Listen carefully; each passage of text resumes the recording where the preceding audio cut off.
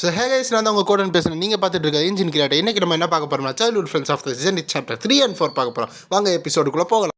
Episode ஸ்டார்டிங்கில் patriarchy அங்கே வந்து பார்க்குறாங்க. பார்த்தா எல்லாரும் வந்து பேட்ரியாக்காக ரெஸ்பெக்ட் கொடுத்துக்கிட்டு இருக்காங்க. அப்போ பேட்ரியாக்கி ஓகே எல்லோரும் இங்கே இருக்காங்களான்னு பார்த்துக்கிட்டு இருக்காங்க. அப்போ நம்ம ஹீரோ வந்து என்ன பண்ணுறாருன்னா, நம்ம பேட்ரியாக்கியை பார்க்குறாங்க, ஃபாதர் இங்கே வந்துட்டாங்கன்னு. அப்போ பேட்ரியாக்கி அதை பார்த்துட்டு ஓகே எல்லோரும் இங்கே வந்துட்டான், இவனு சீக்கிரம் வந்துட்டான் அப்படின்னு நினச்சிக்கிட்டு இருக்காங்க. அப்போ பேட்ரியாக்கி மினிஸ்டரை கூப்பிட்றாங்க. மினிஸ்டர் வராங்க. சொல்லுங்கள் பேட்ரியாக்கி, நம்ம ஸ்வாட் யூனிட்லாம் நீங்கள் ப்ரிப்பேர் பண்ணிட்டீங்களா? இப்போ எனக்கு அது வேணும்னு கேட்கும்போது இருக்கிற மினிஸ்டர் என்ன சொல்கிறாங்க, ஃபஸ்ட்டு ஸ்வாட் யூனிட் வந்து இப்போ தான் வந்து பேட்டிலேருந்து வந்தாங்க, ரெஸ்ட் எடுத்துகிட்டு இருக்காங்க. 4th யூனிட் வந்து இப்போ கிளியராக இருக்குது, நீங்கள் வேணால் சொல்லுங்கள், அவங்கள அரேஞ்ச் பண்ணிடுறோம். ஓகே, அப்போ 4th யூனிட்டை வந்து எல்லா ப்ரிப்பரேஷனும் பண்ணி இங்கே என்னை வந்து பார்க்க சொல்லுங்கள் அப்படின்னு சொல்லி அவங்க எல்லோரும் போயிட்டுருக்காங்க. இங்கே பின்னாடி நம்ம ஹீரோ, அவங்க அக்கா, அப்புறம் ஹீரோட பாடிகார்டு 3 பேர் அங்கே இருக்காங்க. நம்ம ஹீரோ அதாவது யான்சான் என்ன நினைக்கிறாங்க, எங்கள் அப்பாவோட பார்வை இது கனவோ நிஜமோ, ஆனால் அவங்க பார்வை இன்னமும் வந்து எங்களை பேர்டன் கொடுத்துக்கிட்டு தான் இருக்குது அப்படின்னு நம்ம யான்சான் நினச்சிக்கிட்டு இருக்காங்க. 3வது சைல்டு இங்கே மீலுக்கு வா, அது மட்டும் இல்லை பேட்ரியாக்கி ரூமுக்கு நீ மட்டும்தான் வரணும், ஓகேவா அப்படின்னு அவங்க ஃபாதர் சொன்னேன்னு நம்ம ஹீரோ பார்த்து ரொம்ப பயந்துக்கிட்டு இருக்கான். என்னது இது அப்படின்னு யோசிச்சுக்கிட்டு இருக்கான். உங்கள்கிட்ட யார்ட்டையாவது டைஜஸ்ட் பில்லு இருக்கா, எனக்கு வயிற்ற கலக்குது அப்படின்னு சொன்னோடனே அவங்க அக்கா அந்த பாடிகாரும் ஒன்றும் தெரியாமல் பீதியில் இருக்காங்க. அப்போது இரவு நேரத்தில் என்ன நடக்குதுன்னா, அங்கே ஒரு கோட்டையை காமிக்கிறாங்க. அஃப்கோர்ஸ் அங்கே தான் வந்து எல்லோரும் மீல் சாப்பிட்டுக்கிட்டு இருக்காங்க. அப்போ பார்த்தா ஃபுல் அரேஞ்ச்மெண்ட்டோடு இருக்குது.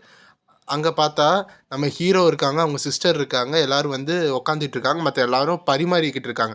நம்ம ஹீரோ வந்து அதாவது யான்சான் வந்து ஏன் இந்த அட்மாஸ்பியர் ரொம்ப எப்பயுமே டென்ஷனாக இருக்குது எப்பயும் போல், என்னால் ஒன்றும் சொல்ல முடியல, இங்கே நம்ம லிப்பு நோஸ் அந்த சவுண்டே வந்து எனக்கு அப்படி கேட்குது, எனக்கு கொஞ்சம் இது அன்கம்ஃபர்டபுளாக இருக்குது, என்னையை மட்டும் ஏன் செப்பரேட்டாக கூப்பிட்ருக்காரு இவர், நான் ஒன்றும் அவ்வளோ பெரிய கிரேட் பர்சன் கிடையாது, ஆனால் இந்த அட்மாஸ்பியரை பொறுத்தளவு சாப்பாடு நல்லா இருக்கே அப்படின்னு நம்ம ஹீரோ யோசிச்சுக்கிட்டு இருக்கான்.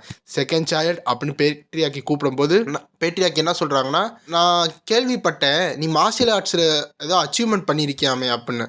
ஆமாம், நான் ஒரு சின்ன எலிட்மெண்ட் வந்து அடைஞ்சிருக்கேன், அதாவது கொஞ்சம் நேரத்துக்கு முன்னாடி தான் நான் 3வது ஸ்டார் வந்து அடைஞ்சேன். அப்போ நீ உன்னோட ஏஜுக்கு மேலே நீ அட்வான்ஸ்மெண்ட் ஆகிட்ட, பரவாயில்ல, இன்னும் நீ வந்து உன் வாழ்க்கையை மார்ஷியல் ஆர்ட்ஸில் நல்லா யூஸ் பண்ணு அப்படின்னு சொல்லும்போது தேங்க்யூ அப்படின்னு எங்கள் அக்கா சொல்கிறாங்க. பரவாயில்ல, இது கொஞ்சம் இம்ப்ரெசிவாக இருக்குது, எங்கள் அக்கா ஆல்ரெடி 3 ஸ்டார் ஏஜுக்கு போயிட்டாங்களா அப்படின்னு நம்ம யான்சான் நினச்சிக்கிட்டு இருக்கான். அது மட்டும் இல்லை, இந்த மாதிரி ஒரு பர்சன் வந்து டேலண்ட்டில் கிஃப்டடாக இருந்தால் கொஞ்சம் ஹார்ட் ஒர்க் பண்ணால் அவங்க இப்படி ரீச் ஆவாங்கன்னு. அது மட்டும் இல்லை, அந்த ஸ்மைல் இருக்குல்ல, அப்போ அவளுக்கு சிரிக்கலாம் தெரியுதா அப்படின்னு யான்சான் யோசிச்சுக்கிட்டு இருக்கா. பரவாயில்ல, அவள் சிரிக்கமாவாச்சும் கொஞ்சம் நல்லா இருக்காளே அப்படின்னு யோசிச்சுக்கிட்டு இருக்கும் போதே நம்ம யான்சானை பார்த்து அப்படின்னு இருக்கும். சரி, நான் அதை திரும்பி எடுத்துக்கிறேன், அவள் எப்பயே போல தான் என்னை ஒரு பூச்சி மாதிரி பார்த்துக்கிட்டு இருக்கா. சரி, நம்ம ஒன்றும் சொல்ல முடியாது, சரி நம்ம சாப்பிடுவோன்னு எடுத்து வாயில் வைக்கிறப்ப 3rd சைல்டு சொன்னோன்னே என்ன எதுக்கு கூப்பிட்றாரு, நான் கேள்விப்பட்டேன் இன்னைக்கு ஸ்ட்ரீட்டில் என்ன நடந்துச்சுன்னு அப்படின்னு பேட்டியாக்கி சொல்கிறாரு. ஆமாம், நான் ஒன்றும் பண்ணலையே, நான் சும்மா அங்கிட்டு தானே போனேன். அப்படியா அப்படின்னு பேட்டியாக்கி கேட்குறாங்க. அப்போ பேட்டியாக்கி வந்து அங்கேருந்து எந்திரிச்சு, சரி நான் எந்திரிச்சிட்டேன், நீங்கள் வந்து சாப்பிட்டுட்டு போங்க அப்படின்னு வந்து பேட்டியாக்கி சொல்கிறாங்க.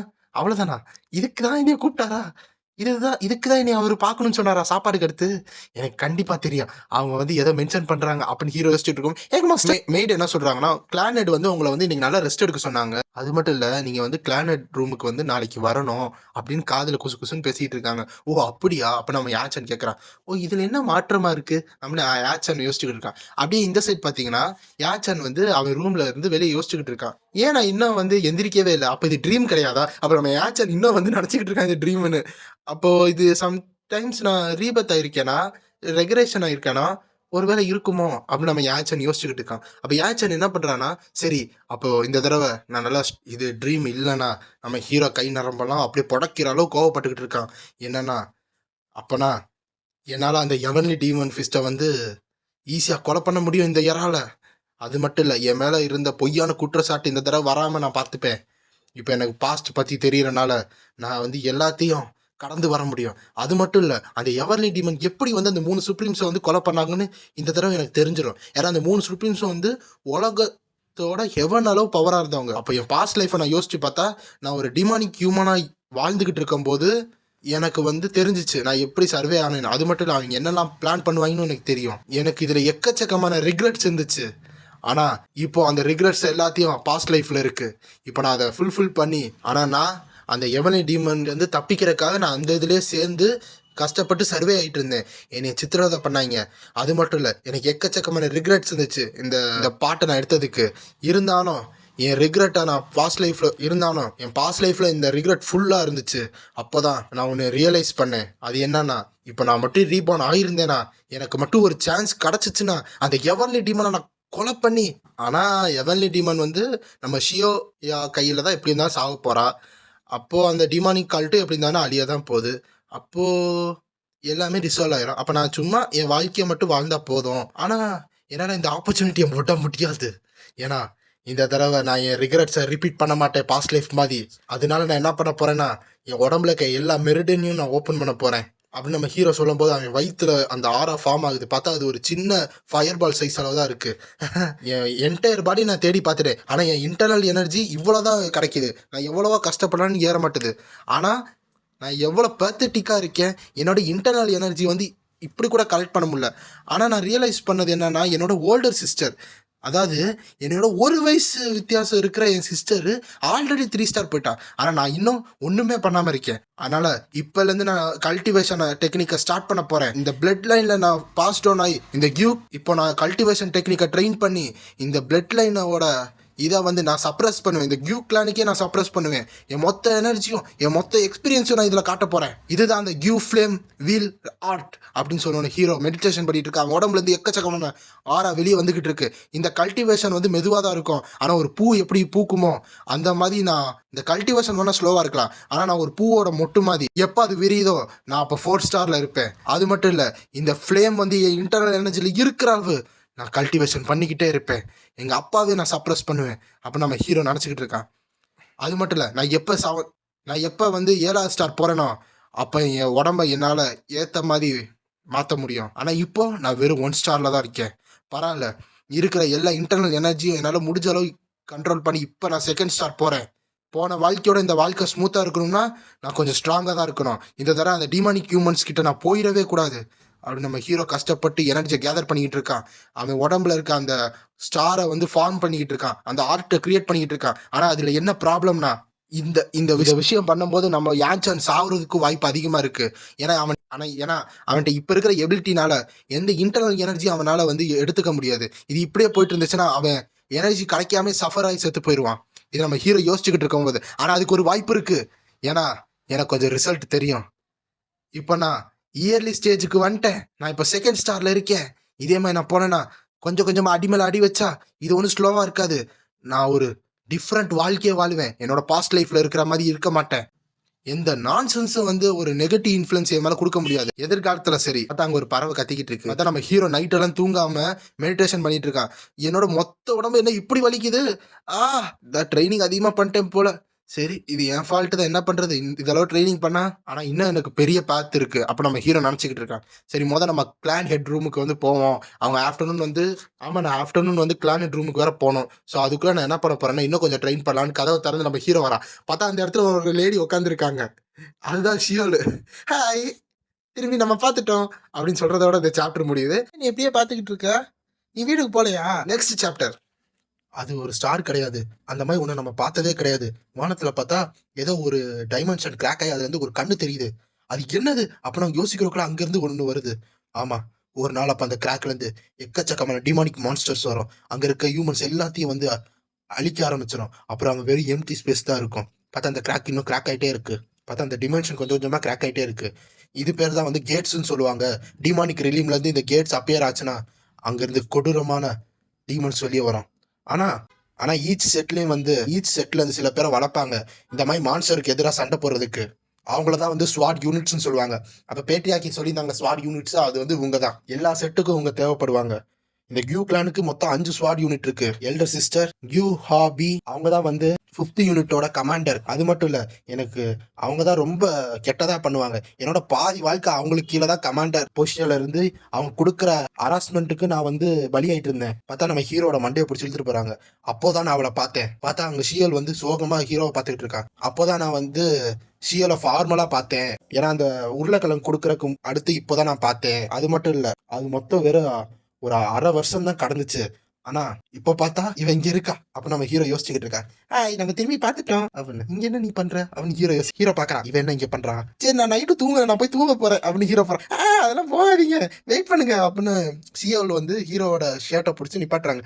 உனக்கு என்னமா வேணும், என்ன ஏமா பின்னாடி வர, உங்களை மீட் பண்ணதுக்கு ரொம்ப சந்தோஷமா இருக்கு. இன்னையிலேருந்து நம்ம வேணா அப்படின்னு, இன்னையிலேருந்து நான் தான் அப்படின்னு நம்ம சியோல் கூப்பிடும் போது டக்குன்னு கிராண்ட்பா வந்து கையை பிடிச்சி, இப்படிலாம் பிடிக்க கூடாது, நான் தான் ஏற்கனவே சொல்லிட்டேன் யங் மாஸ்டர் இப்படி ட்ரீட் பண்ணக்கூடாதுன்னு. தாத்தா அப்படின்னு யோசிக்கும் போது இங்க என்னப்பா பிரச்சனை நடக்குது ஹீரோ யோசிச்சுக்கிட்டு இருக்கான். அவளுக்கு பதிலாக நான் வந்து அப்பாலஜி பண்றேன், என்னை மன்னிச்சிருங்க அப்படின்னு கிராண்ட் ஃபாதர் கேட்கறாங்க. இங்க என்னதான் நடக்குது நம்ம ஹீரோ யோசிச்சுக்கிட்டு இருக்கான். இவர் எதுக்கு அப்பாலஜி கொடுத்துட்டு இருக்காரு. இவர் தானே வந்து வி மியூன், இவர் எனக்கு கீழே சர்வ் பண்ணிட்டு இருக்காரா, கிராண்ட்கான கிராட்டிடியூட் காமிக்கிறதுக்காக இங்க சர்வ் பண்ணிட்டு இருக்காரா. அப்பதான் இந்த தாத்தா சொல்றாங்க, என் பேர் தான் வந்து வியூ மூன், நான் வந்து இந்த பிளானெட்டுக்கான கிராட்டிடியூட காமிக்கிறதுக்காக உங்களுக்கு கீழே சர்வ் பண்ணிட்டு இருக்கேன் அப்படின்னு. உங்களுக்கு சாட்டிஸ்ஃபேக்ஷனா இல்லைன்னா இந்த வீக் ஓல்டு மேனை வந்து மன்னிச்சிருங்க, ஆனா என்கிட்ட இருக்க எல்லாத்தையும் உங்களுக்கு கொடுக்குறேன் அப்படின்னு. வியூ மேனா, இவங்க வந்து வியூ ஹோகன் கிடையாதா. என் பேர் தான் வியூ ஷியால், நான் தான் எங்கள் கிராண்ட் ஃபாதருக்கு வந்து அசிஸ்டன்ட் பண்ணுவேன் இப்போல இருந்து அப்படின்னு ஷியால் சொல்லிக்கிட்டு இருக்கா. உங்களை பார்த்ததுக்கு ரொம்ப நன்றி அப்படின்னு சொல்லும்போது சர்வ் பண்றாங்களா, யாருக்கு எதுக்கு எனக்கா. சோபா, அப்போ இது கிளானட்டோட ஆர்டரா, எங்கள் அப்பா தான் இந்த ஆர்டரை கொடுத்துருப்பாங்களா அப்போ நம்ம ஹீரோ யோசிச்சுக்கிட்டு இருக்கான். சரி நைஸ் டு மீட் யூ அப்படின்னு நம்ம ஹீரோ சொல்லும்போது எனக்கு ஏற்கனவே ஏன் ஆல்ரெடி என் வாழ்க்கையில் மாட்டின மாதிரியே இருக்கே அப்படின்னு நம்ம ஹீரோ யோசிச்சுக்கிட்டு இருக்கேன். ஆமாம் நீங்கள் எப்படி கூப்பிடுவீங்க, யான்சானா இல்லை வந்து யங் மாஸ்டர்னு கூப்பிடுவீங்களா அப்படின்னு நம்ம ஹீரோ கேட்கும்போது அப்போ இப்போ நம்ம ஹீரோ என்ன கேட்குறான்னா, என்ன நீங்கள் ஹேன்சான்னு கூப்பிடுறீங்கல்ல, என்னை அதுக்கு மேலே யங் மாஸ்டர்னு கூப்பிடுறீங்களா நம்ம ஹீரோ கேட்குறான். எவ்வளோ கொழுப்பு. சரி ஓகே யங் மாஸ்டர், உங்களை யங் மாஸ்டர்னு கூப்பிட்றோம். ஓகே அப்படின்னு நம்ம ஆன்சர் சொல்கிறோம். அதான் எங்கள் தாத்தா வந்து கூட்டிகிட்டு இருக்காரு. ஓ அதுதான் உண்மையான தொடப்பக்கட்டையா அப்படின்னு நம்ம ஹீரோ யோசிச்சு கேட்டுக்கிட்டு இருக்கான். அங்கே இருக்க தாத்தா வந்து பார்த்துட்டு அப்படி ஒரு சிரிப்பு சிரிக்கிறார். நம்ம ஹீரோ, இது உண்மைதானா, உண்மைக்கே உண்மைதானா, ஆனால் இதில் என்ன இம்பார்ட்டன்ட்னா அங்கிட்டு பார்த்தா எக்கச்சக்கமான துணியை யாரோ தூக்கிட்டு வராங்க. பார்த்தா ஷியோல் தான் தூக்கிட்டு வராங்க. அது ரொம்ப டேஞ்சரஸ், அப்படி தூக்கிட்டு போகாதீங்க, கீழே போட்டுருவீங்கன்னு மெய்டு சொல்றாங்க. பரவாயில்ல ஷியோல்னால எல்லாமே செய்ய முடியும் அப்படின்னு சொல்லி வேலை எது தூக்கிட்டு வந்துகிட்டு இருக்காங்க. அப்படியா, அப்போ உங்களுக்கு ஹெல்ப், அப்பனா நான் உங்களுக்கு உதவி பண்றேன்னு மெய்டு வராங்க. இல்ல ஷியோல் எல்லாமே தனியா பார்த்துப்பா அப்படின்னு அவ சொல்லிட்டு இருக்கும்போது கீழே இருக்க கல்லை தடுக்கி ஷியோல் கீழே விழுகிறா. எல்லா ட்ரெஸ்ஸும் கீழே விழுந்துருச்சு. பார்த்தா எல்லாரும் அதை பார்த்துக்கிட்டு இருக்காங்க. அந்த பாஸ்கெட் மேல இருந்து பறந்து போய் சிஎல் மண்டையிலே விழுகுது. சிஎல் வந்து அழுகிறா. இவன் மட்டும்தான் இப்படி எப்படியாச்சும் கேஸ் நடத்திக்கிட்டே இருப்பான். நம்ம ஹீரோ யோசிச்சுக்கிட்டு இருக்கான். எல்லாரும் மிஸ்டேக் பண்ணுவாங்கப்பா, இதுக்கெல்லாம் அழுகக்கூடாது அப்படி நாங்கள் மெயில் சமாதானம் பண்ணிட்டு இருக்காங்க. ஆனால் அவளோட மார்ஷியல் ஆர்ட்ஸ் வந்து ரொம்ப டேலண்டாக இருக்கும். அது மட்டும் இல்லை, ஆனால் அவன் எப்படி இப்படி கிளம்சியாக இருக்கா அப்படின்னு நம்ம ஹீரோ யோசிச்சுக்கிட்டு இருக்கான். என் மண்டை வலிக்குதே அப்படின்னு வந்து சிஎல் பேசிக்கிட்டு இருக்கான். சிஎல் எங்கே போறீங்க அப்படின்னு வந்து அங்கே மெய்ட் கேட்கறக்குள்ள இங்கே சிஎல் வந்து மண்டைய கூடையோட வந்து ஹீரோ முன்னாடி வந்து நிற்கிறாங்க அழுதுகிட்டே. என்னடா இங்கே நிற்கிற அப்படின்னு கேட்கும்போது, நீ ஏன் உனக்கு என்ன வேலை இருக்கா, அதை நீ முடிக்காம இங்கே வந்து பார்க்குற அப்படின்னு வந்து நம்ம ஹீரோ கேட்கும்போது, நான் தான் சொன்னேன்ல உங்களை நீங்கள் எங்கெல்லாம் போறீங்களோ அங்கெல்லாம் ஃபாலோ பண்ணுவேன்னு. ஏன்னா நம்ம ஹீரோ எந்திரிச்சனால. யார் அப்படி சொன்னா அப்படின்னு, கிராண்ட்பா அப்படின்னு வந்து சிஎல் கத்துறா. ஓ ஓகே ஆல்ரைட், அப்போ நீங்கள் தான் என் டேரக்ட், அப்போனா என் டேரக்ட் சர்வெண்ட் வந்து ஷியோலா அப்படின்னு வந்து ஹீரோ யோசிக்கிறான். ஆமாம் நான் தான் அப்படின்னு வந்து கம்பீரமாக நிற்கிறாங்க. சிஎல் இங்கே தான் இருப்பாங்க. யங் மாஸ்டர்னால தான் அவங்களை ஹேண்டில் பண்ண முடியுமா அப்படின்னு வந்து அங்கே மேலாம் பேசிக்கிட்டு இருக்காங்க. இவன் ரோலில் கொஞ்சம் டம்பாக தான் இருக்கா, ஆனால் இவன் அவ்வளோ பெரிய ட்ரெட்டாக இருக்க மாட்டான். ஏன்னா நான் இன்னும் வந்து ஒரு நல்ல பிளானோட சன்னு தானே அப்படின்னு நம்ம ஹீரோ யோசிச்சுக்கிட்டு இருக்கான். சரி ஓகே, இந்த மாதிரி ஒரு பர்சனல் சர்வெண்ட் வச்சிருந்தா எனக்கு ஒன்றும் பெரிய விஷயம்லாம் கிடையாது. ஷியோல் வந்து ஹீரோட ட்ரெஸ்ஸை அட்ஜஸ்ட் பண்ணிட்டு இருக்காங்க. ஹீரோ ஓகே ஏதோ பண்ணிக்கிட்டு இருக்கா அப்படின்னு விட்டா, ஓகே நான் உங்கள் ட்ரெஸ்ஸை நீட்டாக்கிட்டேன் அப்படின்னு ஷியோல் வந்து சந்தோஷப்பட்டு சொல்லிட்டு இருக்கான். ஹீரோ வந்து பார்க்குறேன், என்ன கோலம் இதுக்கு அப்படியே இருந்திருக்கலாமே ஹீரோ யோசிச்சுக்கிட்டு இருக்கான். ஸோ ஹீரோ என்ன பண்ணுறான்னா அதை அப்படியே கழட்டிக்கிட்டு இருக்கான். அப்போ ஹீரோ என்ன யோசிக்கிறான்னா, எங்கள் அப்பாவுக்கு உங்களோட ஐடென்டிட்டி தெரியுமா, ஏன்னா வந்து இவ்வளோ சர்வெண்ட் இருக்கனால அப்படியே விட்டுட்டாங்களா. சரி எது எப்படியோ இன்றைக்கி அவங்க ரூமுக்கு போய் பேசலாம், அப்போ தெரியும் என்ன விஷயம்னு. அப்போ நம்ம ஹீரோ வந்து ஷூ மாட்டிக்கிட்டு இருக்கான்.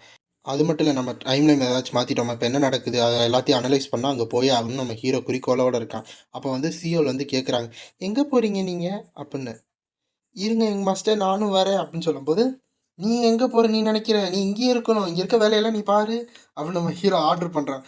அப்போ நான் வர முடியாதா, சரி ஓகே எங்கள் மாஸ்டர் அப்படின்னு அழுதுகிட்டு சொல்லும்போது அவங்க கிராண்ட் ஃபாதர் பார்த்துட்டு ஒன்றும் சொல்லாமல் இருக்காங்க. நம்ம ஹீரோவுக்கு இப்படி அழுகிறத பார்த்தோன்னே ஐயோ மனசு கரையுது. சரி பரவாயில்ல, அப்போ நான் வந்து ஒரு வேலை இருக்குது அது முடிச்சுட்டு வரேன், அதுக்குள்ளே நீ வந்து என்ன கற்றுக்கிட்டு இருக்கேன்னு என்கிட்ட வந்து சொல்லுவியா அப்படின்னு சொல்லி நம்ம ஹீரோ வந்து வெளியே போகிறான். நம்ம சிஎல் வந்து அப்படியே சோகத்தில் இருக்கும்போது ஹீரோ கதவுக்கு வெளியே போயிட்டான்.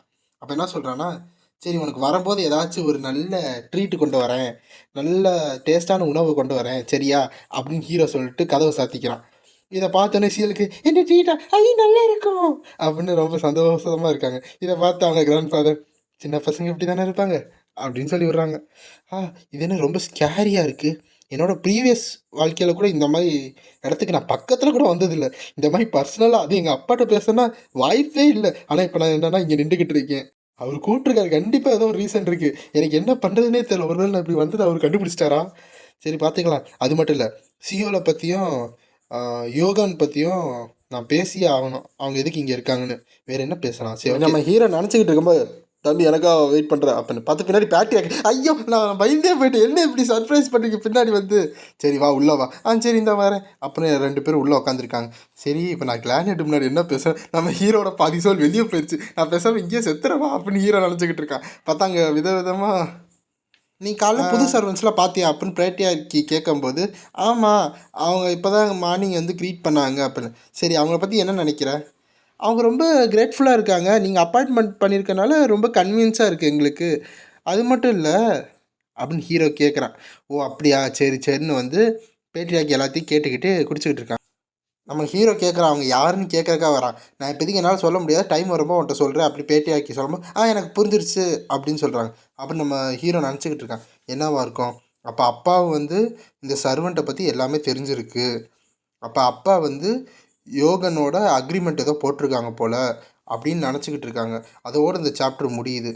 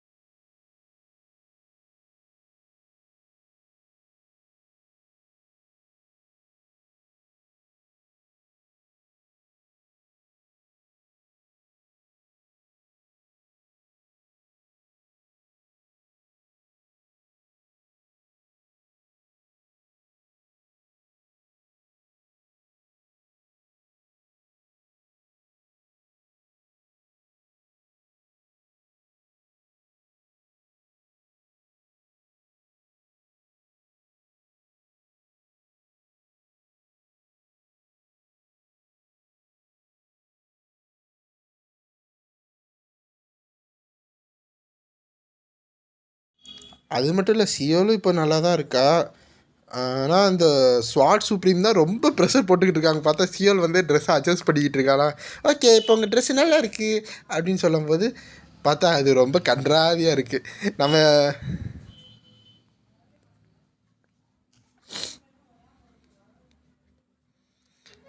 ஓகே அவங்க ட்ரெஸ்ஸு இப்போ நல்லா வச்சுட்டேன். பார்த்தா அந்த இருக்க ரொம்ப கன்றாவியாக இருக்கா. ஹீரோ வந்து எங்கள் அப்பாவுக்கு உங்களோட ஐடென்டிட்டி தெரியுமான்னு பார்த்தா நம்ம ஹீரோ வந்து சட்டையை கழட்டிட்டு இருக்கான். நானே பார்த்துக்கிறேன்னு ஏன் அப்படின்னு வந்து ஷாக் ஆகுறாங்க சியோலு. இல்லைன்னா சும்மா இத்தனை